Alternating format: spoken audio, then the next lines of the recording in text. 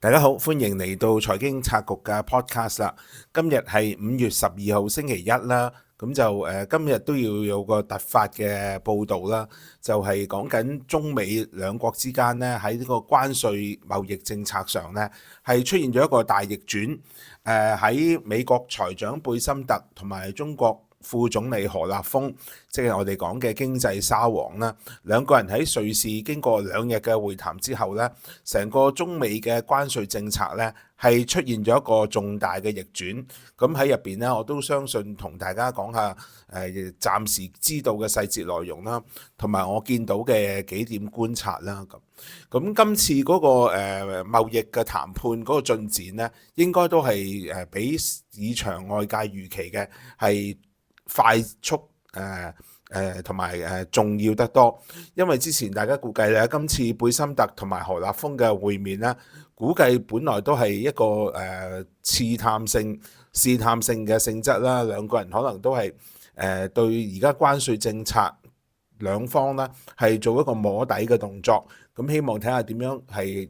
接下來咧，為國家主席習近平同埋美國總統特朗普之間咧進行商討咧，作出鋪路。咁但係現實咧，原來係其實美國都相當急進啦。我哋見到咧係中美雙方咧都發表咗一個貿易嘅聲明啦。咁同時咧亦都係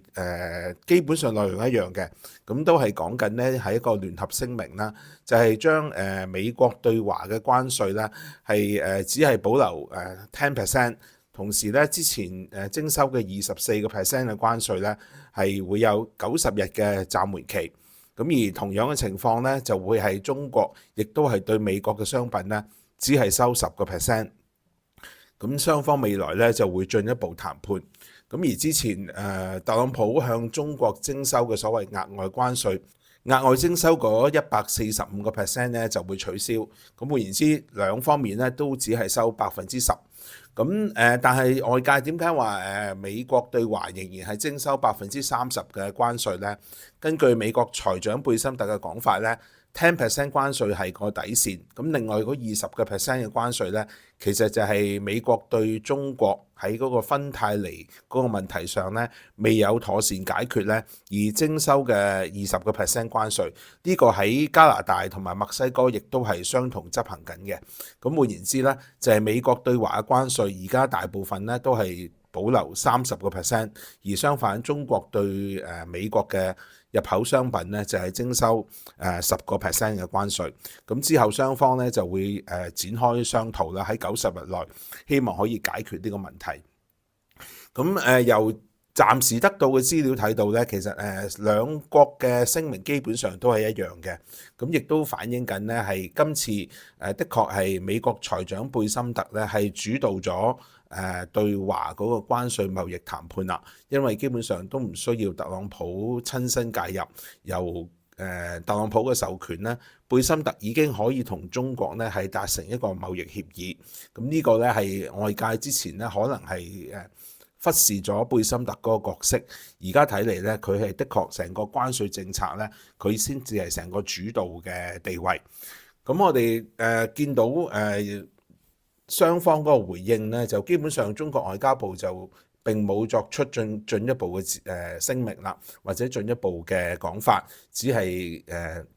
叫傳媒咧去睇翻雙方個聯合聲明。咁反而係財長貝森特咧就有較多嘅説明，咁形容咧係中美雙方咧係並冇一個脫鈎嘅打算㗎，認為咧中美兩國嗰個貿易係仍然係相當重要，咁未來咧都會係繼續商討咧，希望解決呢個關稅嘅問題。咁你顯示出咧，其實美方喺呢方面咧係比較開放，同埋係相信未來咧係有機會去進一步解決而家呢個貿易嘅關稅問題。喺呢個關稅貿易協議達成之後咧，金融市場嘅反應係相當之快啦。我哋見港股喺美市曾經升近800點啦，咁而美元指數咧亦都急速反彈㗎，講緊咧係回升近1%啦。咁相信對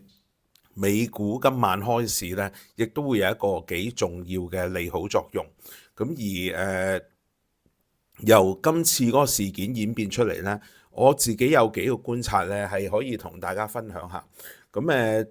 當然我哋見到最初咧就係當美國要向中國去徵收呢個所謂懲罰性關稅嘅時候咧，中方嗰邊咧係曾經都幾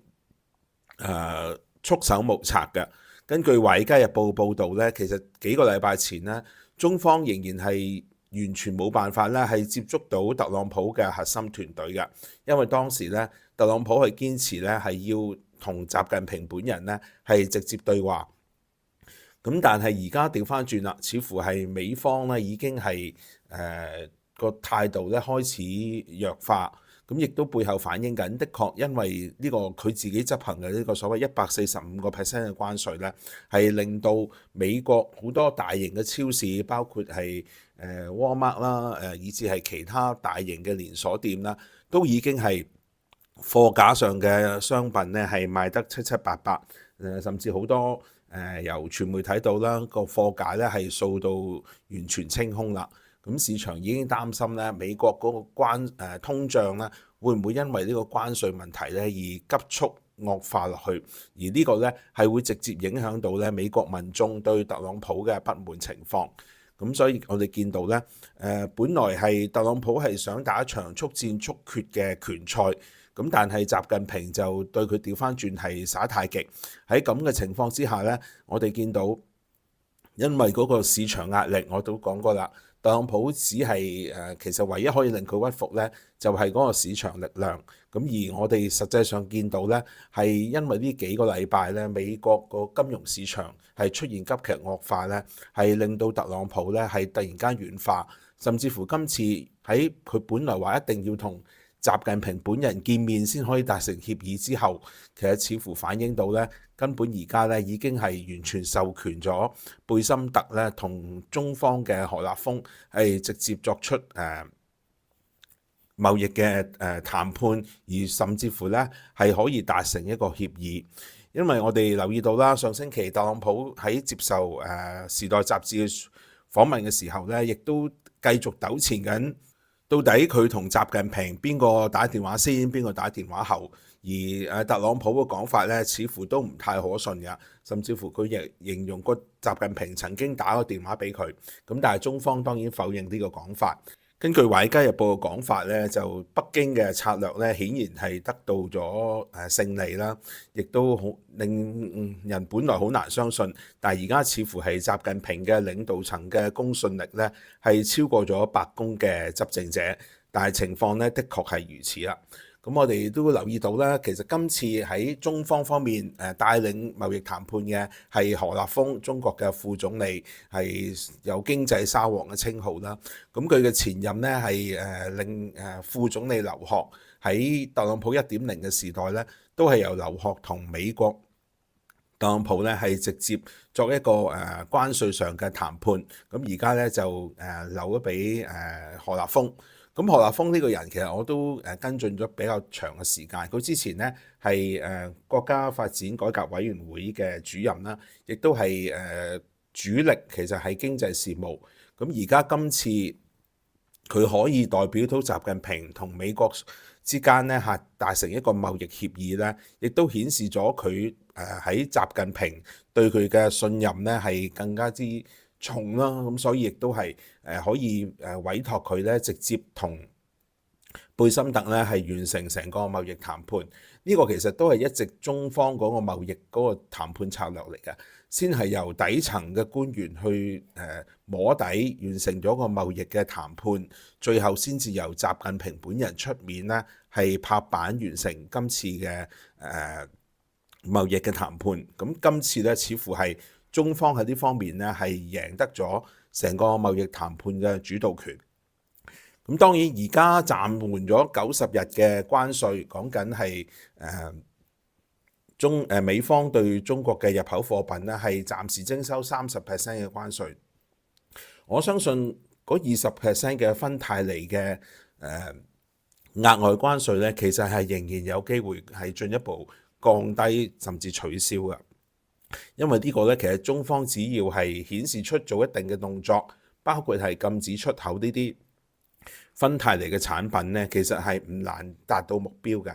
咁反而係呢90日內，中國同美方之間係咪有機會達成額外嗰24% 嘅關稅嘅而家嘅暫緩最終取消呢，咁由美方同英國之間係達成咗第一個貿易談判啦。咁的確相信呢係仍然係有機會呢，中美之間呢係可以重新達成一個貿易嘅協議，令嗰個關稅呢係只係稍為降低而唔會係出現之前呢超過100% 咁嚴重嘅一個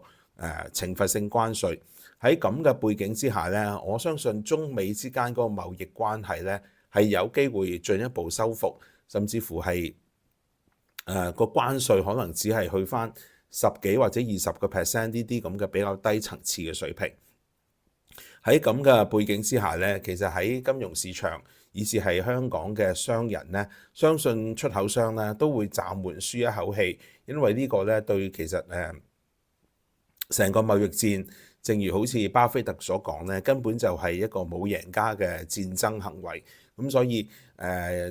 背後反映緊呢，正如我之前都有出片講過，到底成個貿易政策今次出現嘅懲罰性關稅，到底係嚟自特朗普本人啦，定係特朗普嘅團隊，包括佢嘅經濟顧問納瓦羅呢？咁好明顯，納瓦羅呢而家已經喺個貿易談判上失勢啦，基本上已經由貝森特去主導。喺咁嘅背景之下呢，我哋相信特朗普其實只不過咧係希望透過貿易談判呢，係令到美國個貿易赤字咧係有所改善。咁所以喺咁嘅情況呢，我哋見到中美未來嗰個貿易談判進展呢，可能比預期咧係更加順利，甚至更加快速去完成㗎。